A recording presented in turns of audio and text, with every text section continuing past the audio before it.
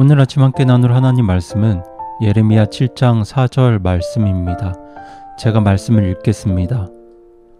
너희는 이것들이 주의 성전이라 주의 성전이라 주의 성전이라 하는 거짓말을 믿지 말라. 아멘. 성도님들, 만약 누군가가 주일날 교회 입구에 서서 당신들의 예배는 모두 거짓입니다. 당신들이 드리는 예배는 하나님이 받지 않으십니다. 이런 이야기들을 한다면 성도님들은 그 사람에게 어떤 반응을 보이시겠습니까? 아마도 대부분은 그 사람을 정신 나간 사람으로 여길 것입니다.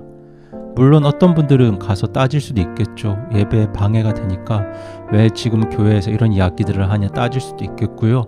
또 어떤 분들은 그 사람이 왜 그런 이야기들을 하는지 조용히 가서 들어볼 수도 있을 것입니다. 어쨌거나 많은 분들은 그 이야기가 나와는 상관없는 이야기라고 지나칠 것 같습니다. 그런데 성도님들 한번 생각해 보시기 바랍니다.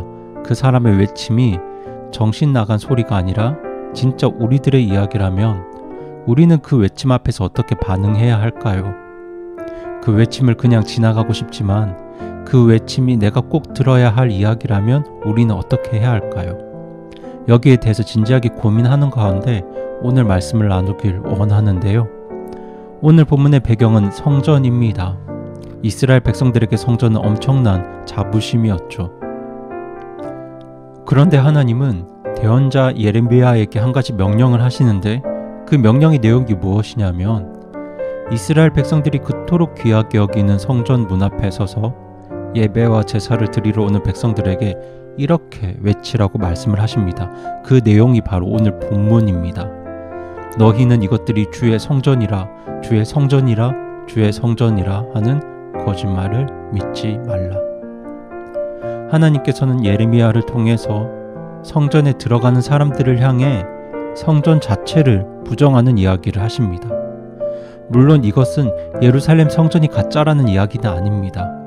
이 하나님의 말씀은 지금 이스라엘 백성들이 하나님께 드리는 제사와 예배가 모두 거짓되었다는 것을 선포하는 하나님의 말씀이었습니다.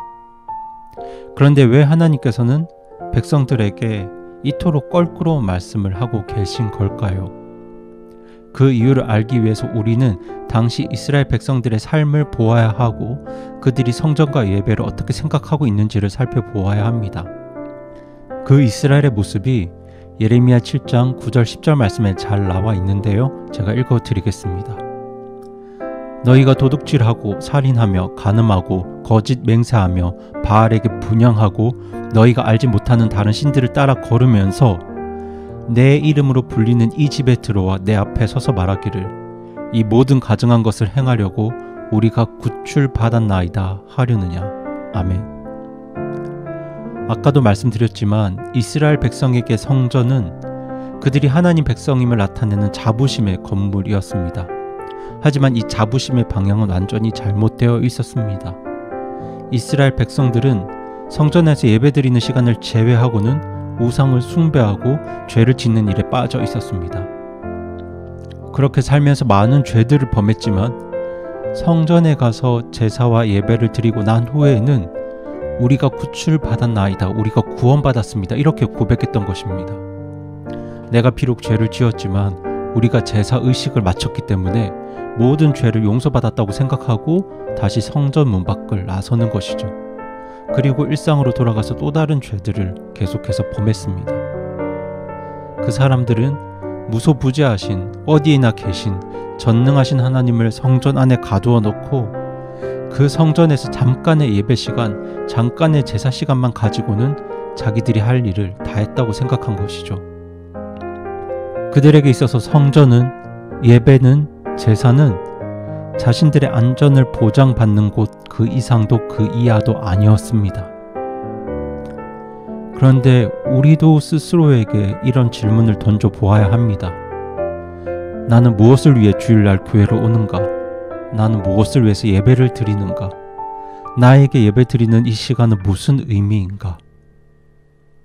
혹시 성도님들 중에 주일에 하루 예배 드리는 것만으로 하나님 앞에 할 일들을 다 했다고 생각하지는 않으십니까? 예배를 드리고 일상으로 돌아와서 삶을 살다가 죄를 지을 때 그렇게 짓는 죄들을 당연하게 여기고 계시진 않으십니까? 오늘 하나님께서는 이런 예배 태도에 대해서 엄중하게 경고하고 계십니다. 주일에 교회에 와서 예배는 드리지만 다시 세상 밖으로 나가는 순간 세상 사람들과 별반 차이가 없는 그런 삶들을 책망하고 계신 겁니다. 일주일 168시간 중에서 몇 시간을 예배 드리는데 사용했다고 해서 나머지 160여 시간을 자기 마음대로 살아도 안전을 보장받는 도구가 예배가 아니라는 것이죠. 우리가 이렇게 생각할 수 있습니다. 하나님, 이 정도면 된 거 아닙니까? 이 바쁜 중에도 시간을 떼어서 이렇게 나왔는데 제가 할 바는 다 하지 않았습니까? 인맥관리, 휴식, 잠 포기하고 교회 왔는데 그래도 이 정도면 괜찮은 그리스도인이 아닙니까? 그렇다면 하나님, 내가 이렇게 하나님께 시간을 할애해 드렸는데 내 인생도 어느 정도 잘 풀리도록 하나님께서 도와주셔야 하나님도 좋고 저도 좋은 거 아닙니까? 그런데 사실 이런 고백들이 그 당시 이스라엘 백성들의 마음과 그렇게 큰 차이가 없습니다. 그 마음의 근본에는 하나님이라는 보장의 끈도 놓치고 싶지 않고 또 세상의 달콤한 유혹에 따라 내 마음대로 살고 싶은 이 두 가지 마음 모두가 우리에게 있는 것이죠. 그런데 하나님께서는 이런 삶의 태도를 오늘 경고하고 계신 겁니다. 예배는 평소에 내 마음대로 살면서 그래도 하나님으로부터 무언가 안전을 보장받으려고 눈도장 찍으러 나오는 자리가 아닙니다. 예배의 자리는 하나님을 인정하는 자리가 되어야 합니다. 하나님을 인정한다는 것이 무슨 의미겠습니까? 그것은 하나님의 하나님 되심을 제대로 보는 것이죠. 요한계시록 5장 12절은 죽임을 당하신 어린 양께서 권능과 부와 지혜와 힘과 존귀와 영광과 찬송을 받기에 합당하시도다 라고 말씀합니다. 하나님을 인정한다는 것은 바로 이런 것입니다. 권능과 부와 지혜와 힘과 존귀와 영광과 찬송이 나에게 없다는 것을 인정하는 것입니다. 이런 것들은 나에게 속한 단어들이 아니라는 것이죠.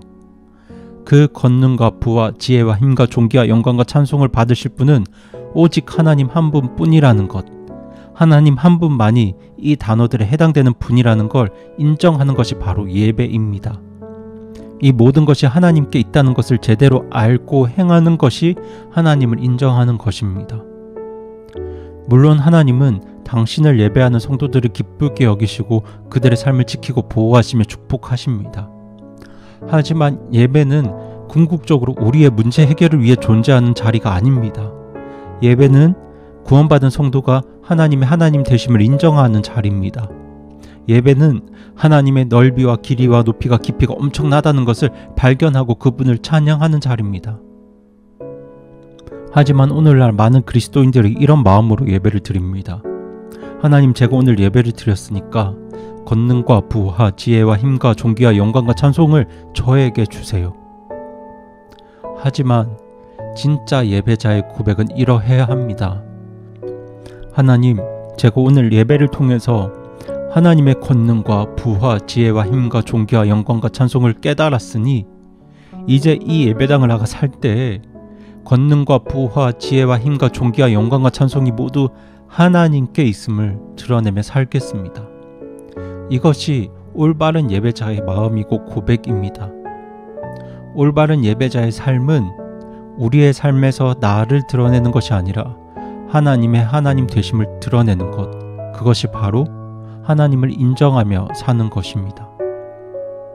지금 예레미야는 성전 입구에 서서 예배 드리려고 성전에 들어가는 백성들에게 너희는 이것들이 주의 성전이라 주의 성전이라 주의 성전이라 하는 거짓말을 믿지 말라 그렇게 외치고 있습니다. 그런데 이 예레미야의 외침이 이 시간 우리에게 주시는, 나에게 주시는 하나님의 메시지로 들렸으면 좋겠습니다. 물론 하나님은 우리를 사랑하시고 또 우리를 지키시는 분입니다. 하지만 예배의 가장 중요한 목적은 내 삶의 문제 해결이 아닙니다. 하나님을 인정하는 자리가 바로 예배의 자리입니다. 그리고 내 삶에서 이 하나님을 드러내고 증명하는 것이, 나타내 보이는 것이 예배자의 마땅한 삶입니다. 저는 우리 하나님께서 우리 모든 성도님들의 삶을 축복해 주시고 또 성도님들의 기도에 응답해 주시기를 간절히 바랍니다. 그리고 하나님은 지금도 우리를 선하게 인도하시는 줄 확신합니다. 하지만 그렇다고 해서 우리가 예배를 우리 삶의 문제를 해결하는 도구로 삼아서는 안 됩니다. 우리가 진짜 예배자가 되기를 원한다면 우리 삶을 통해서 권능과 부와 지혜와 힘과 존귀와 영광과 찬송이 나에게 있는 것이 아니라 우리 하나님께 있음을 세상에 보여줄 수 있어야 합니다. 이를 위해서 우리가 기도했으면 좋겠습니다. 오늘 하루 나의 삶이 하나님을 인정하고 하나님을 드러내는 삶이 되도록, 그리고 우리 지체들과 우리 교회 모든 성도님들이 하나님을 인정하고 하나님을 드러내는 참 예배자의 삶을 살도록 기도해 주시기 바랍니다. 그렇게 우리 하나님을 세상에 드러내는 우리 교회, 우리 성도님들 되기를 바라면서 오늘 말씀을 마칩니다.